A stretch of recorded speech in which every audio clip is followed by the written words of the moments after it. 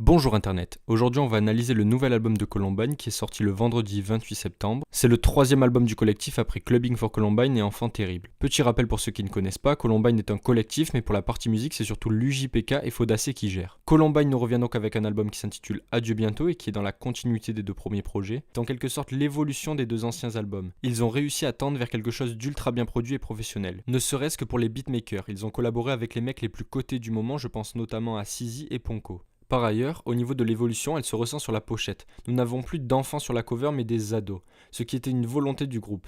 On voit aussi les trois projets comme un genre de trilogie aussi et ça collait bien en fait. Tu vois, on voulait pas mettre nos gueules sur la pochette, il y a quand même un genre de continuité de clubbing à Enfant Terrible à Adieu bientôt et ça se ressent dans les covers. Au niveau des thèmes abordés, on reconnaît Columbine, l'album est bien dans la continuité. Les thèmes abordés dans Enfant Terrible sont repris dans cet album avec plus de maturité, ils vont plus loin. Cependant, ils sont toujours tiraillés entre l'envie de grandir, de devenir mature que ce soit en tant qu'artiste ou en tant que personne, ou l'envie de rester un enfant avec des références à l'enfance placées dans la majorité des morceaux. Cette dualité, ce combat entre ces deux thèmes va nous poser le premier point de cette analyse. Après de multiples écoutes de l'album, on sent vraiment que la façon de traiter certains thèmes sont plus matures, mais on retrouve une opposition entre l'envie d'avancer et l'envie de rester jeune, ou du moins la peur de vieillir et la nostalgie pour la jeunesse. Ceci est par exemple illustré par C'était mieux insouciant.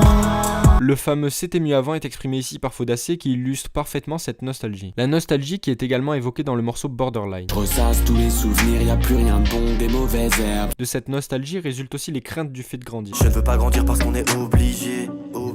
Ou encore Je veux pas vieillir comme un vieux skater. les références aussi renvoient à du old school avec notamment le son Virgin Suicide qui est un son qui porte le nom d'un film de Sofia Coppola sorti en 2000 en France. Enlève tes Converse, ton 501. À leur jeunesse peut-être. Sarbacane en joue, peinture de guerre au visage.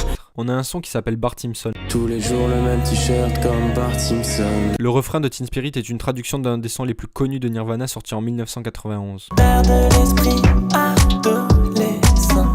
Certaines choses n'ont pas évolué. Depuis le Mirador, mes yeux effleurent son corps. Qui fait référence à la phrase de l'UJPK dans le son Château de sable de l'album Enfant Terrible. Je reste dans ma tour, ma maison dans le ciel, viens dans ma chambre, mes blessures je te les montre. Cependant, le côté adulte de leur texte est plus présent. On remarque une évolution, notamment avec la phrase Des amis endormis, à jamais dans l'intérim. qui est la suite logique de la phrase d'un de leurs plus gros cartons. Des amis endormis à jamais dans l'ordi.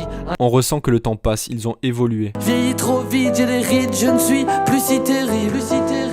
Ou encore, Dis adieu à mon château de sable. cette prise de conscience est exprimée de nombreuses fois avec par exemple Maintenant c'est nous les hommes. ou. J'ai passé l'âge. Enfin, cette prise de conscience signifie un peu la fin d'une utopie. J'ai cru éternellement pouvoir me suffire de l'eau du parfum des roses. Donc voilà, on remarque bien que tout au long de l'album, ils ont cette dualité entre l'enfance et l'âge adulte. Même si le côté adulte est plus présent, je m'appuie sur leurs interviews également. On ressent ce tiraillement même dans leurs paroles. Le futur après, tout court, je sais pas, c'est une utopie en fait, c'est un monde tolérant, sans disparité riche-pauvre, quoi, tu vois, ce serait ça, quoi. Mais c'est pas juste tu t'adoucis, c'est normal en fait, c'est juste tu comprends aussi où t'as été violent, où t'as été dans la haine par excès.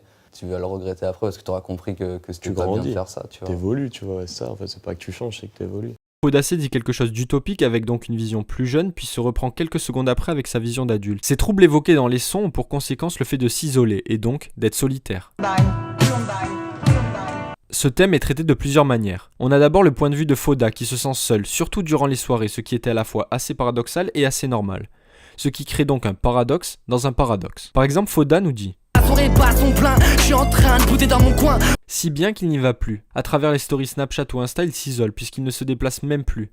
Je mate les résumés de toutes les soirées que j'ai ratées. Il suit seulement la soirée sur son écran. Dans le sang brûlé, il se qualifie.